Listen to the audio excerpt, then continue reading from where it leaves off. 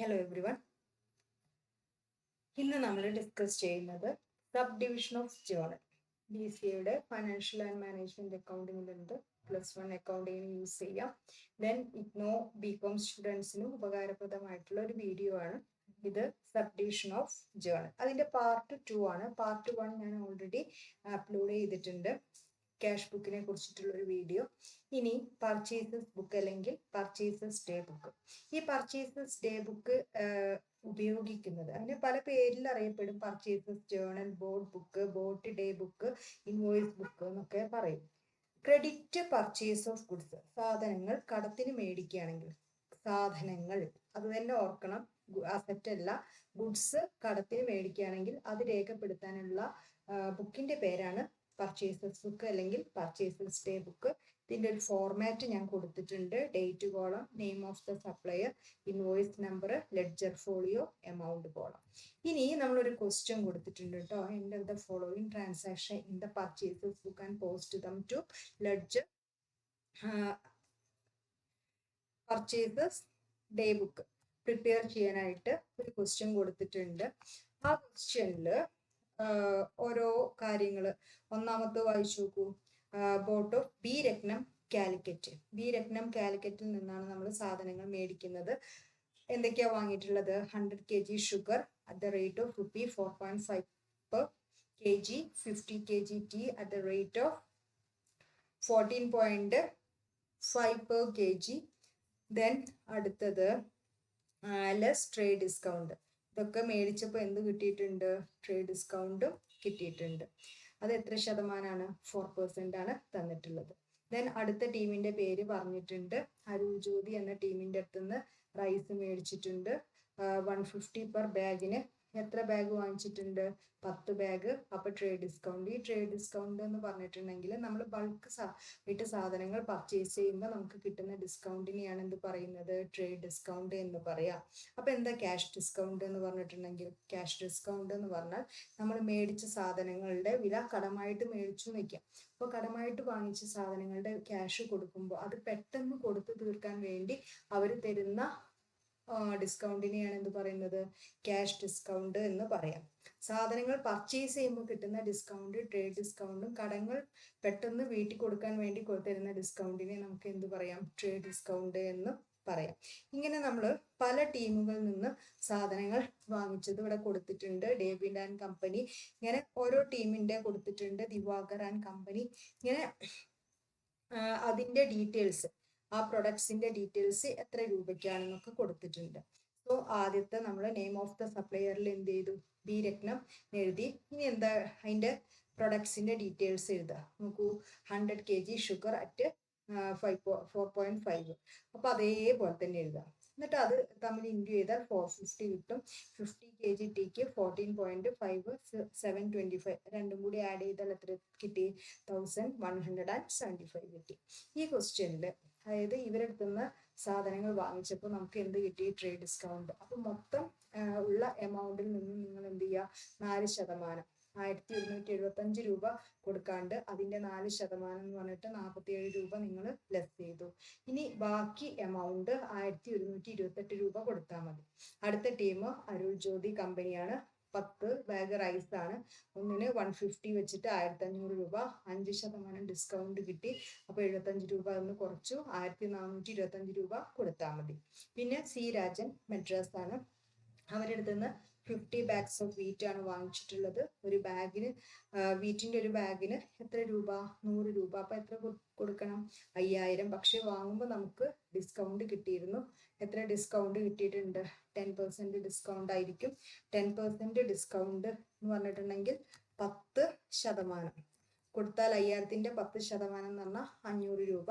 5000ത്തിൽ നിന്ന് 500 രൂപ കുറച്ച 4500 ഇവർക്ക് കൊടുത്താൽ മതി.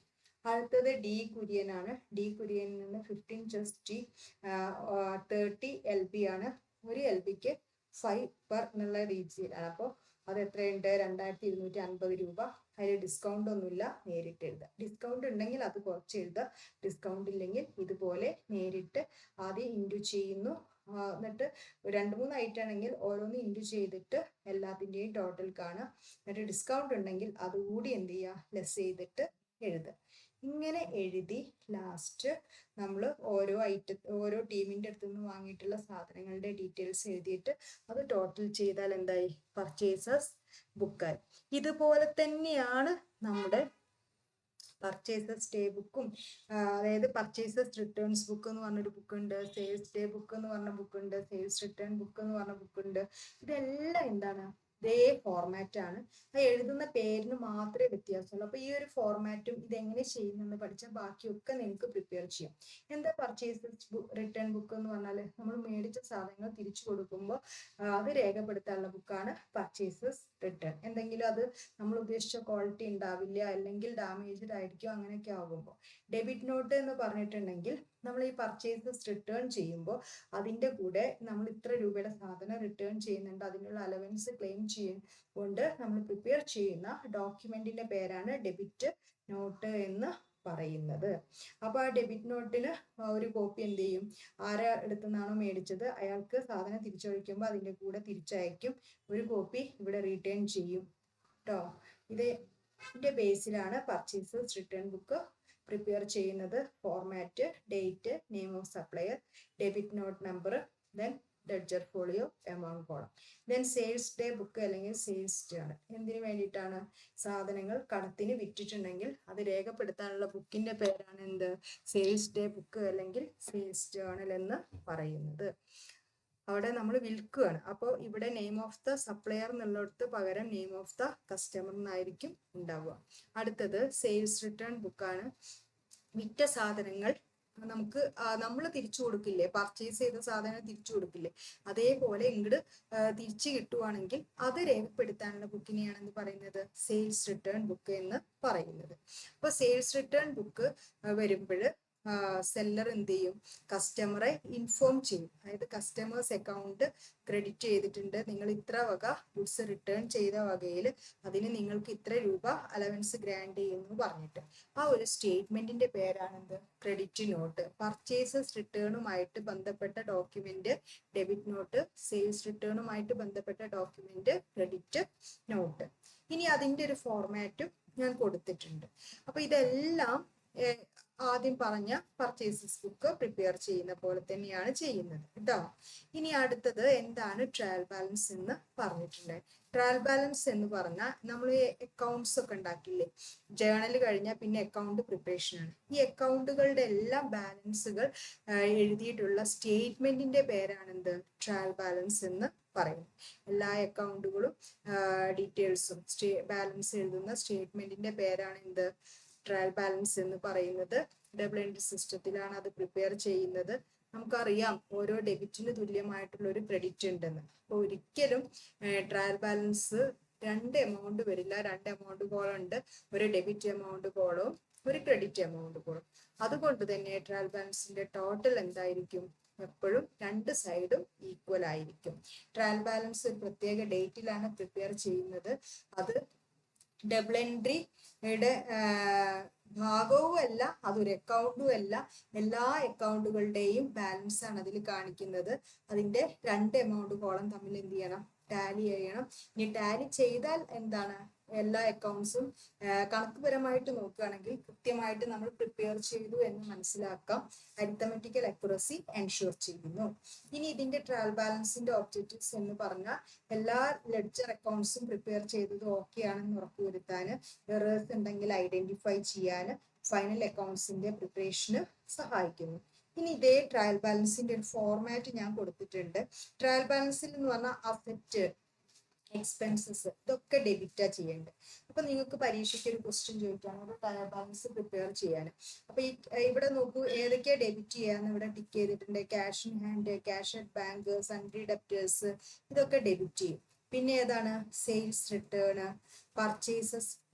പർച്ചേസസ്, പിന്നെ അതേപോലെ ബിൽസ് റെസീവബിള്, ഡ്രോയിങ്സ്. ഇതില് ഡെബിറ്റ് ചെയ്യുന്നതൊക്കെ ഇവിടെ ടിക്ക് ചെയ്തിട്ടുണ്ട്, ക്രെഡിറ്റ് ചെയ്യുന്നത് ഇവിടെ എഴുതിയിട്ടുണ്ട്. അപ്പൊ അസറ്റുകൾ ഡെബിറ്റ് ചെയ്യും, എക്സ്പെൻസുകൾ ഡെബിറ്റ് ചെയ്യും കേട്ടോ.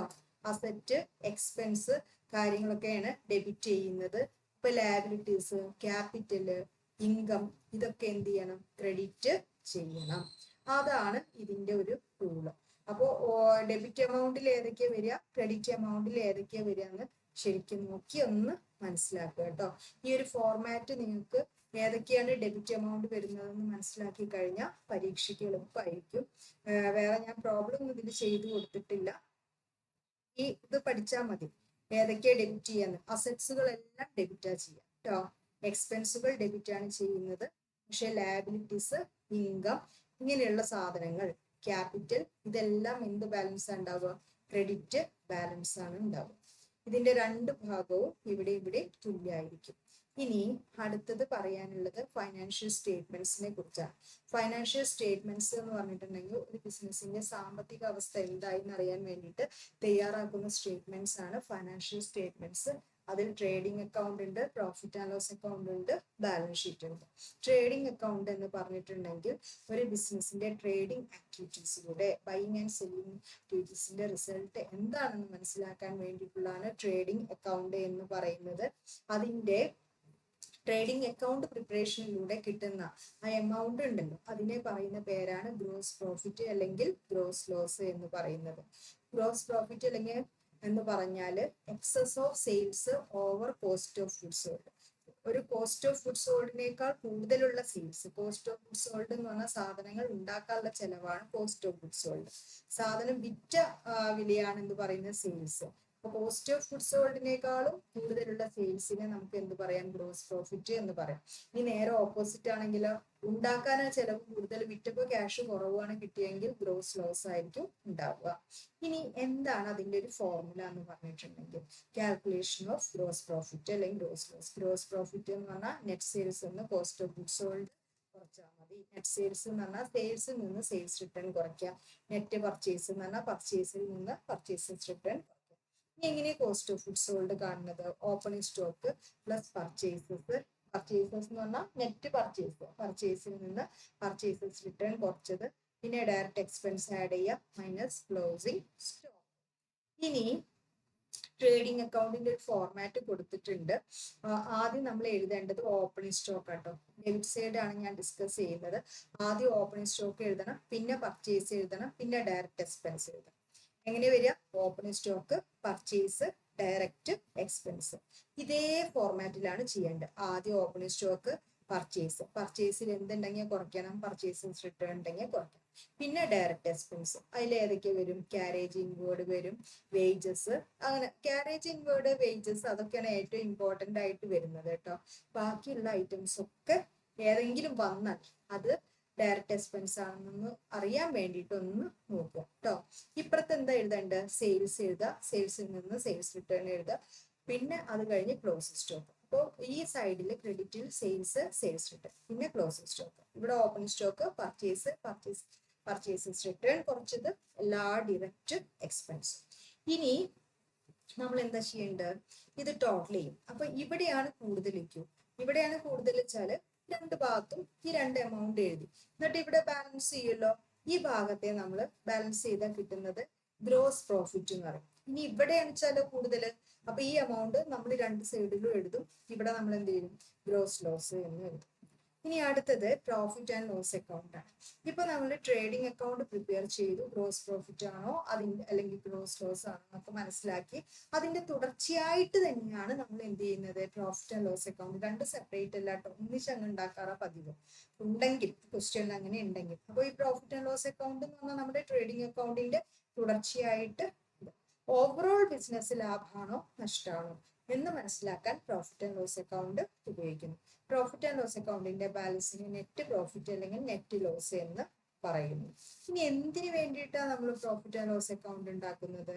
നമുക്ക് നെറ്റ് പ്രോഫിറ്റ് അല്ലെങ്കിൽ നെറ്റ് ലോസ് കാണാൻ, ആക്ച്വൽ പെർഫോമൻസ് നമ്മുടെ സ്റ്റാൻഡേർഡ് പെർഫോമൻസുമായിട്ട് തട്ടിച്ചു നോക്കാൻ, പിന്നെ പലതരം റേഷ്യോസ് ഒക്കെ കണ്ടെത്താൻ വേണ്ടിയിട്ട് ഭാവിയിൽ എന്ത് ചെയ്യണം എന്നൊക്കെ തീരുമാനിക്കാൻ. ഇനി ഇതേ പ്രോഫിറ്റ് ആൻഡ് ലോസ് അക്കൗണ്ടിന്റെ ഒരു ഫോർമാറ്റും കൊടുത്തിട്ടുണ്ട്. ആദ്യം നമുക്ക് കിട്ടിയ പ്രോഫിറ്റ്, ഇവിടെയാണ് ഗ്രോസ് പ്രോഫിറ്റ് കിട്ടുക ട്രേഡിംഗ് അക്കൗണ്ടിൽ. അത് നേരെ ഇപ്പുറത്തതെ ഈ സൈഡിലേക്ക് ഇങ്ങോട്ട് മാറ്റും. അവിടെ കിട്ടിയ ബാലൻസ് ഇങ്ങോട്ട് മാറ്റും. ഇവിടെ കിട്ടിയ ബാലൻസ് എന്ത് ചെയ്യും? ഇപ്പുറത്തേക്കും മാറ്റും കേട്ടോ. അപ്പൊ ഇവിടെ ഡെബിറ്റ് ഗ്രോസ് പ്രോഫിറ്റ് എന്ന് എഴുതിയാൽ നിങ്ങളിത് ഇവിടെ ക്രെഡിറ്റ് കൊണ്ടുപോയിട്ട് എന്ത് ചെയ്യും? Gross profit transferred from trading account. ഇനി അവിടെ ഗ്രോസ് ലോസ് ആണെങ്കിൽ അത് ഇപ്പുറത്തേക്ക് എഴുതി. ഇനി എല്ലാ ഇൻഡയറക്റ്റ് എക്സ്പെൻസും ഏതൊക്കെയാ? Salary, rent and rates, postage, audit fees, stationery, വായിച്ചു നോക്കിക്കോളൂ. ഇത് മൊത്തം എന്താണ്? ഇൻഡയറക്റ്റ് എക്സ്പെൻസ് ആണ്. ഇവിടെ എന്താ ഉണ്ടാവുക? Indirect income. ഇനി നമ്മൾ ഇതങ്ങ് ടോട്ടൽ ചെയ്യും. ടോട്ടൽ ചെയ്യുമ്പോൾ എന്താ സംഭവിക്കാന്ന് വെച്ചിട്ടുണ്ടെങ്കിൽ ഇൻഡയറക്റ്റ് ഇത് കഴിഞ്ഞിട്ടില്ല കേട്ടോ, കുറച്ചും കൂടി എക്സ്പെൻസസ് ഉണ്ട്, ഇതെല്ലാം ഉണ്ട്. അപ്പോൾ ഇതൊക്കെ ഒന്ന് ജസ്റ്റ് ഒന്ന് നോക്കി വെക്കുക, ടോട്ടൽ ചെയ്യുക. ഈ സൈഡാണ് കൂടുതലെങ്കിൽ രണ്ട് ഭാഗത്തും ഇതെന്ത് ചെയ്യും? ഈ എമൗണ്ട് ഇടും. അതിനുശേഷം ഇവിടെ കുറവുള്ള എമൗണ്ട് എഴുതും. അതിന് നെറ്റ് പ്രോഫിറ്റ് എന്ന് പറയും. ഇവിടെ എന്ത് എഴുതി വയ്ക്കാം? Net profit. അതല്ല ഈ സൈഡാണ് കൂടുതലെങ്കിൽ, എക്സ്പെൻസ് സൈഡ് കൂടുതലാണെങ്കിൽ എന്താ ഉണ്ടാവുക? അപ്പൊ ഇപ്പുറത്തായിരിക്കും അത് നെറ്റ് ലോസ് എന്നാണ് പറയുന്നത്. അപ്പൊ ഇന്നത്തെ വീഡിയോ ഇതിൽ അവസാനിപ്പിക്കുകയാണ്. അടുത്ത വീഡിയോയിൽ നമ്മൾ ഫൈനാൻഷ്യൽ സ്റ്റേറ്റ്മെന്റ്സ് അതിന്റെ പ്രോബ്ലംസ് റിലേറ്റഡ് ആയിട്ടുള്ള ക്വസ്റ്റ്യൻസ് ഇട്ട് തരുന്നതായിരിക്കും. അപ്പൊ എല്ലാവരും വീഡിയോ വാച്ച് ചെയ്യുക. എന്തെങ്കിലും ഡൗട്ട്സോ കാര്യങ്ങളോ ഉണ്ടെങ്കിൽ ക്ലിയർ ചെയ്യുക. Okay, thank you.